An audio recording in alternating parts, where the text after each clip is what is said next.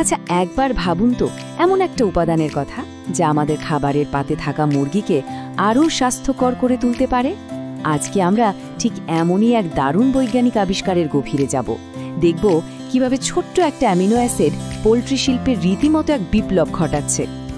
ব্যাপারটা কি দাঁড়াবে যদি খামারের একটা বিরাট বড় সমস্যার সমাধান লুকিয়ে থাকে মুরগির খাবার পানিতে?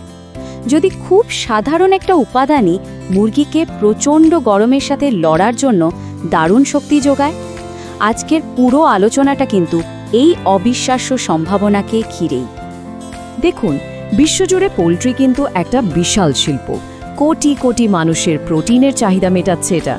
কিন্তু এই বিশাল শিল্পের একটা বড় শত্রুও আছে, আর সেটা হলো গরমের চাপ বা হিট স্ট্রেস। এটা মুরগির স্বাস্থ্য আর উৎপাদন দুটোর উপরে খুব খারাপ প্রভাব ফেলে। তো এখানেই কিন্তু আসল সমস্যাটা। দেখুন, একদিকে আমাদের মাংসের চাহিদা মেটানোর জন্য ব্রয়লার মুরগিকে খুব দ্রুত বড় করতে হবে, তাই না? কিন্তু অন্যদিকে এই মুরগিগুলো একদমই গরম সহ্য করতে পারে না। মানে একদিকে দ্রুত বৃদ্ধি, আরেকদিকে গরমে কাহিল অবস্থা। এই দুটা জিনিস একসাথে সামলানো, এটাই খামারি আর বিজ্ঞানীদের জন্য একটা বিশাল বড় চ্যালেঞ্জ হয়ে দাঁড়িয়েছে।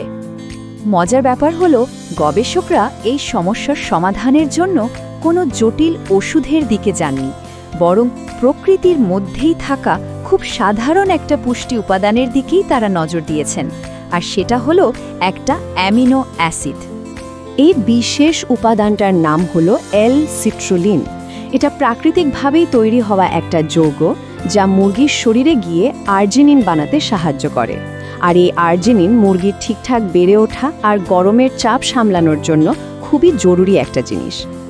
কিন্তু কথা হলো, এই অ্যামিনো অ্যাসিডটা কি আসলেই বাস্তবে কোনো কাজ করে? তত্ত্ব তো অনেক হলো, এবার তো প্রমাণের পালা, তাই না? আর ঠিক এই কারণেই বিজ্ঞানীরা একটা সুনির্দিষ্ট পরীক্ষা চালিয়েছিলেন। পরীক্ষাটা কিন্তু খুবই সহজ ছিল। কিছু মুরগির ছানাকে কয়েকটি দলে ভাগ করা হলো। এক দলকে সাধারণ খাবার দেওয়া হলো, আর বাকিদের খাবার পানিতে বিভিন্ন পরিমাণে এল-সিট্রুলিন মিশিয়ে দেওয়া হলো। এরপর শুধু অপেক্ষা আর পর্যবেক্ষণ করা হলো যে কি ঘটে। মূল লক্ষ্য ছিল কোন পরিমাণটা সবচেয়ে ভালো কাজ করে সেটা খুঁজে বের করা। তো 28 দিন পর যখন ফলাফল আসলো, তখন দেখা গেল একটা নির্দিষ্ট পরিমাণ ব্যবহারে প্রস্ত অবিশ্বাস্য ফল পাওয়া গেছে। মানে একটা নির্দিষ্ট ডোজ যেন ম্যাজিকের মতো কাজ করেছে। আর সেই জাদুকরী মাত্রাটা ছিল 0.75%, মানে 0.75%। দেখা গেল পানির সাথে এই পরিমাণে এল-সিট্রুলিন মেশানোতেই মুরগির ওপর সবচেয়ে ভালো প্রভাব পড়েছে। ফলাফলটা ছিল এক কথায় অসাধারণ। দেখেন, যে মুরগিগুলোকে ওই 0.75% এল-সিট্রুলিন দেওয়া হয়েছিল, তাদের গড় ওজন সাধারণ মুরগির চেয়ে প্রায় 76 গ্রাম বেশি।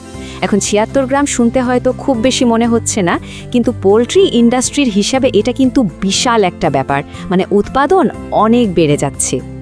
শুধু যে ওজন বেড়েছে তাই না, তারা আরও অনেক কম খাবার খেয়ে এই ওজনটা বাড়িয়েছে। দেখুন, ফিড কনভার্সন রেশিও বা এফসিআর যত কম হয় তত ভালো।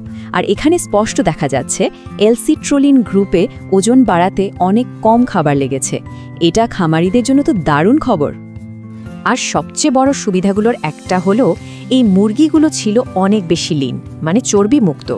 তাদের পেটের চর্বি প্রায় 40% কমিয়ে গিয়েছিল। এর মানে হলো আমরা ভোক্তা হিসেবে পাচ্ছি অনেক উন্নত মানের স্বাস্থ্যকর মাংস। কিন্তু গল্পটা এখানেই শেষ না। এই অসাধারণ উপাদানের উপকারিতা শুধু মুরগির ওজন বাড়ানোর মধ্যেই থেমে থাকেনি। এটা মুরগির মাংসের কোয়ালিটি এবং তাদের সার্বিক স্বাস্থ্যের উপরেও দারুণ প্রভাব ফেলেছে। মাংসের গুণগত মানও কিন্তু চোখে পড়ার মতো ভালো হয়েছে। যেমন ড্রিপ লস কমে গেছে, যার সহজ মানে হলো রান্নার পর মাংসটা অনেক বেশি জুসি আর নরম থাকে। সাথে সাথে মাংসের টেক্সচার বা গঠনও অনেক উন্নত হয়েছে। মুরগিগুলো কিন্তু ভেতর থেকেও অনেক বেশি স্বাস্থ্যবান ছিল। তাদের রক্তে টোটাল কোলেস্টেরল, বিশেষ করে যেটা খারাপ কোলেস্টেরল বা এলডিএল আর ট্রাইগ্লিসারাইডের মাত্রা অনেক কমে গিয়েছিল। এটা মানুষের স্বাস্থ্যের জন্যও কিন্তু একটা ভালো দিক। আর সবচেয়ে গুরুত্বপূর্ণ যে বিষয়টা তা হলো এল-সিট্রোলিন মুরগির শরীরের তাপমাত্রা নিয়ন্ত্রণে রাখতে সাহায্য করেছে।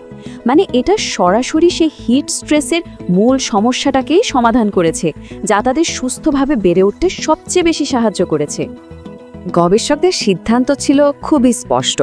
এই সাধারণ একটা উপাদানের প্রভাব আসলে অনেক ব্যাপক। এটা শুধু মুরগির ওজনই বাড়ায়নি, বরং তাদের স্বাস্থ্য আর মাংসের কোয়ালিটি প্রায় সব দিকেই একটা ইতিবাচক পরিবর্তন এনেছে।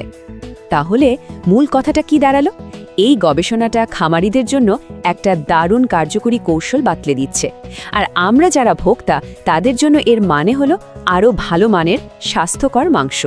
আসলে এটা চোখে আঙুল দিয়ে দেখিয়ে দেয় যে পুষ্টি বিজ্ঞানের সঠিক ব্যবহার কৃষিতে কতটা বড় পরিবর্তন আনতে পারে। এই আবিষ্কারটা কিন্তু আমাদের একটা বড় প্রশ্নের সামনে দাঁড় করিয়ে দেয়। প্রকৃতির মধ্যে এমন আর কি সমাধান লুকিয়ে আছে যা দিয়ে আমরা আমাদের পুরো কৃষি আর খাদ্য ব্যবস্থাকে আরও উন্নত, আরও টেকসই করে তুলতে পারি? এটা কিন্তু ভাবনার একটা বিষয়, তাই না?